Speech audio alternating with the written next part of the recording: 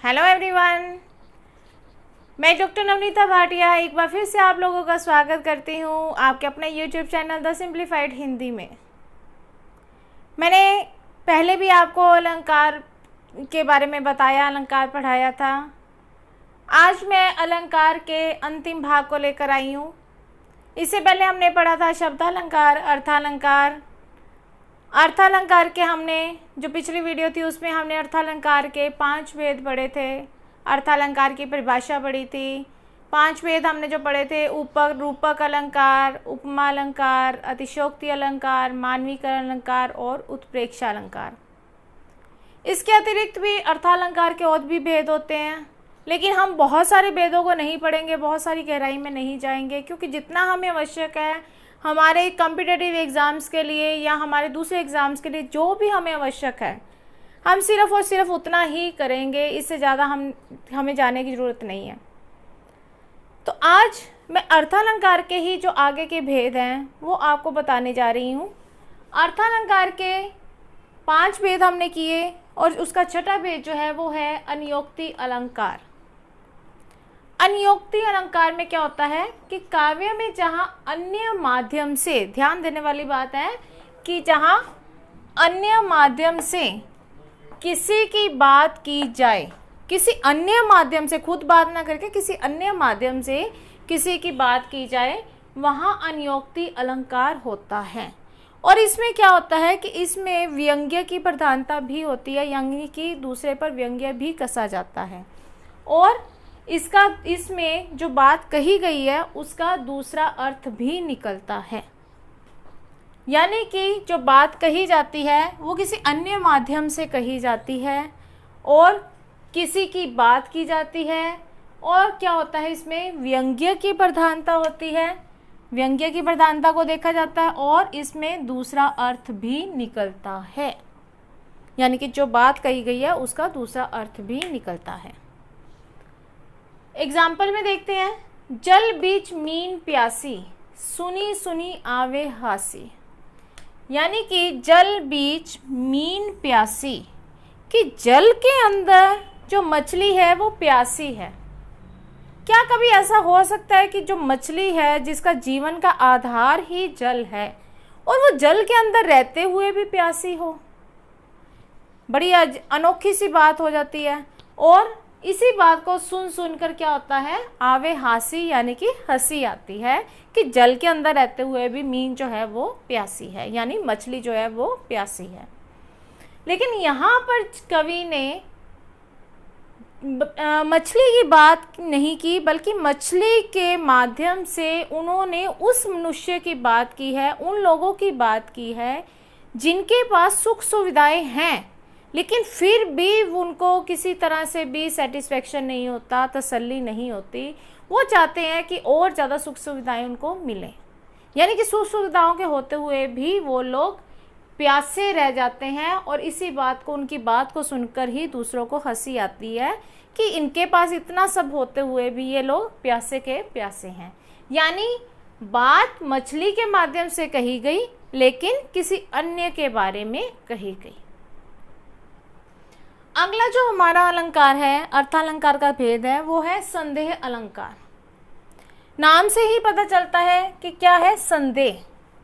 संदेह क्या होता है, कहीं पर डाउट होना, जिसको हम इंग्लिश में कहते हैं डाउट होना। यानी कि हमें किसी बात का पूरा पता ना होना, हमारे लिए वो संदेह मात्र ही रह जाना कि ये होगा या नहीं होगा। जहाँ काव्य का वर्णन इतना संदेहपूर्ण हो कि किसी वस्तु का निश्चय ना हो पाए, यानी कि जो बात है वो बात इतनी संदेहपूर्ण की जाए कि उस बात का निश्चय ही ना हो पाए कि ये कैसी बात है भी या नहीं है, और इसमें जो कहा जा रहा है वो होगा भी या नहीं होगा। उदाहरण देखते हैं, साड़ी बीच नारी है। देखिए, साड़ी बीच नारी है या नारी बीच साड़ी है, कि जो साड़ी है उसके बीच में नारी है या नारी के बीच में साड़ी है। अगला क्या है कि साड़ी की ही नारी है या नारी की ही साड़ी है, कि जो साड़ी है वो नारी की है या जो नारी है वो साड़ी की है। यानी कि बात को बड़े अनोखे ढंग से पेश किया गया। इतना संदेह उसके बारे में किया गया कि समझ में नहीं आ रहा कि नारी जो है वो साड़ी है या साड़ी जो है वो नारी है, नारी के बीच में साड़ी है या साड़ी के बीच में नारी है। यानी कि पूरी तरह से ये संदेहपूर्ण है। हमारी समझ में इसको लेके कुछ भी नहीं आता कि असल में कवि जो है वो कहना क्या चाह रहा है, इन पंक्तियों में क्या बात कही गई है, ये हमारी समझ में नहीं आता। तो यहाँ पर क्या हो जाता है, हमारे लिए संदेह की बात हो जाती है। तो जहाँ पर संदेह की बात काव्य में नजर आती है वहाँ पर क्या हो जाता है, संदेह अलंकार। तो हमने पहले किए रूपक अलंकार, अतिशयोक्ति अलंकार, मानवीकरण अलंकार, उपमा अलंकार और उत्प्रेक्षा अलंकार। और आज हमने जो अर्थालंकार के दो अन्य भेद पढ़े वो कौन से थे, अनियोक्ति अलंकार। ये अलंकार जो है ये बहुत ज़्यादा इम्पॉर्टेंट माना जाता है। बहुत सारे एग्ज़ाम्स जो कॉम्पिटिटिव एग्ज़ाम्स है, चाहे वो किसी भी तरह का है, आम तौर पर ये अलंकार जो है वो पूछ लिया जाता है। तो ये कॉम्पिटिटिव एग्ज़ाम्स की नज़र से हम देखें तो ये बहुत ही इम्पॉर्टेंट माना जाता है। हाँ, हमारी जो छोटी कक्षाएं हैं उनमें इनका कोई महत्व नहीं होता, इतना नहीं वो पूछा जाता। लेकिन अगर आपको सिर्फ और सिर्फ इसमें ये पूछा जाए ये कौन सा अलंकार है, तो आप क्या देंगे इसको, अर्थालंकार के बीच में। और अर्थालंकार का कौन सा भेद है, तो उस भेद में आप बताएंगे ये कौन सा भेद माना जाता है। और अगला हमारा क्या था, संदेह अलंकार। यानी कि 5 हमने पहले पढ़े, 2 अलंकार जो हैं वो हमने आज पढ़े। ये तो थे हमारे अर्थालंकार तक।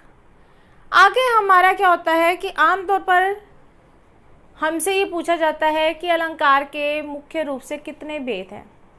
मैंने आपको जब पहली वीडियो में बताया था तो यही बताया था कि मुख्य रूप से अगर आपसे पूछा जाता है तो आप क्या बताएंगे कि अलंकार के 2 भेद हैं। और आमतौर पर हम लोग यही बात करते हैं कि अलंकार जो होते हैं वो 2 प्रकार के होते हैं, शब्दालंकार और अर्थालंकार। बहुत कम होता है कि हमारे से ये पूछा जाता है कि अलंकार का एक अन्य भेद भी होता है, वो कौन सा है। तो हमारा जो अन्य भेद है, अर्थालंकार शब्दालंकार के अतिरिक्त जो भेद माना जाता है वो माना जाता है हमारा उभयालंकार। ये हमारा तीसरा भेद होता है जो कि बहुत कम मात्रा में कभी पूछा जाता है। लेकिन कभी एग्ज़ाम में अगर ये आ जाए तो आप लोगों को पता होना चाहिए। तो इसी दृष्टि से मैं आपको इसको भी बताने जा रही हूँ कि इसमें होता क्या है। शब्दालंकार में अगर आपको याद हो तो परिभाषा में क्या होता है कि शब्द के माध्यम से काव्य में चमत्कार होता है। और अर्थालंकार की परिभाषा में क्या होता है कि अर्थ के माध्यम से काव्य में चमत्कार होता है। यानी कि ये 2 माध्यम होते हैं जिनके द्वारा काव्य में चमत्कार पैदा होता है। अब इन दोनों को ही यहाँ पर लिया जाता है, कहाँ पर, उभयालंकार में। तो उभयालंकार में क्या होता है, जो अलंकार शब्द और अर्थ दोनों पर आधारित रहकर दोनों को चमत्कारी करते हैं। यानी कि वो शब्द में भी और अर्थ दोनों पर ही आधारित होते हैं और दोनों को ही चमत्कारी करते हैं। यानी कि काव्य में शब्द को भी देखते हैं और अर्थ को भी, यानी कि दोनों को लेकर ही काव्य में चमत्कार पैदा करते हैं। उदाहरण, चांद बना दुल्हा सा, चांदनी तारों की बारात। तो यहाँ पर देखा जाए तो शब्द से भी चमत्कार पैदा हो रहा है और अर्थ से भी। यानी कि जिस काव्य पंक्ति में शब्द और अर्थ दोनों के द्वारा ही काव्य में चमत्कार उत्पन्न होता है, चमत्कार दिखाई देता है, काव्य सौंदर्य बढ़ता दिखाई देता है, तो वहाँ पर क्या हो जाता है, उभयालंकार। तो ये तो था हमारा अलंकार, जिसमें हमने पूरे का पूरा ही अलंकार कवर कर लिया। स्टार्टिंग हमने की अलंकार किसे कहते हैं, उसकी परिभाषा, उसके भेद, शब्दालंकार, अर्थालंकार। उसके बाद हमने किया अलंकार जो होते हैं, शब्दालंकार जो होते हैं उसके कितने प्रकार हैं, फिर अनुप्रास अलंकार के कितने आगे प्रकार हैं, उसके बाद अर्थालंकार जो है उसके कितने प्रकार हैं। ये सारा कुछ ही आपको मैंने समझाया ताकि आप कभी भी किसी भी प्रकार के कॉम्पिटिटिव एग्ज़ाम में बैठते हो तो जहाँ पे आपको भी पता है कि हम कभी भी ऐसे एग्ज़ाम में अगर बैठे तो कभी कभी बहुत ही गहराई में हमारे से पूछ लिया जाता है। ये डिपेंड करता है कि आप कैसे एग्ज़ाम में बैठे हो। तो ज़्यादा अगर गहराई में पूछा जाता है तो हमारी जो नॉलेज है, हमारे को जो ज्ञान है किसी भी विषय को लेकर, वो भी उतनी ही गहराई में होना चाहिए, उसकी समझ भी उतनी ही ज़्यादा हमें होनी चाहिए, तभी हम उस क्वेश्चन को सॉल्व कर पाएंगे। तो आपको इसका जो आता है वो आपके पास ऑप्शन दिए होते हैं, ऑप्शन में से आपने इसका आंसर निकालना होता है और उसका आंसर जो है वो देना होता है। तो इसीलिए जितने भी मुझे लगे कि बहुत ज़्यादा आपके लिए इम्पॉर्टेंट है अर्थालंकार के भेद, उतने ही भेदों को मैंने आपके सामने लिखा, आपके सामने उसको बताया, उसकी व्याख्या की।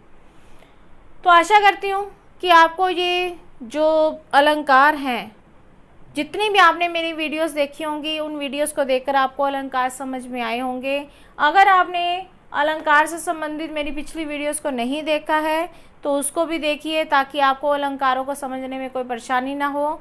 उनके जो लिंक है वो आपको डिस्क्रिप्शन बॉक्स में मिल जाएंगे, ताकि आप आसानी से मेरे अलंकारों को देख सको, उनकी वीडियोस को देख सको। आशा करती हूँ कि वीडियो आपको अच्छी लगेगी। लाइक कीजिए, कमेंट्स कीजिए, बहुत ज़रूरी हैं, और ज़्यादा से ज़्यादा शेयर कीजिए ताकि बाकी लोग भी देख सकें। अगर आपने वीडियो को अभी तक सब्सक्राइब नहीं किया है, चैनल को अभी सब्सक्राइब नहीं किया है, तो जल्दी से सब्सक्राइब कीजिए और बेल आइकन के बटन को दबाइए, ताकि जो मेरी आने वाली वीडियोज़ है वो भी आप तक पहुंच सके, उनके लिंक जो है वो आप तक पहुंच सके और सबसे पहले आप पर पहुंचे। तो इस अलंकार से संबंधित जो मेरी वीडियोस हैं पिछली, वो सारी आपको उनके जो लिंक है वो डिस्क्रिप्शन बॉक्स में मिल जाएंगे। एक बार फिर से एक नई वीडियो लेकर एक नए विषय के साथ आप लोगों के सामने आऊँगी। तब तक के लिए धन्यवाद।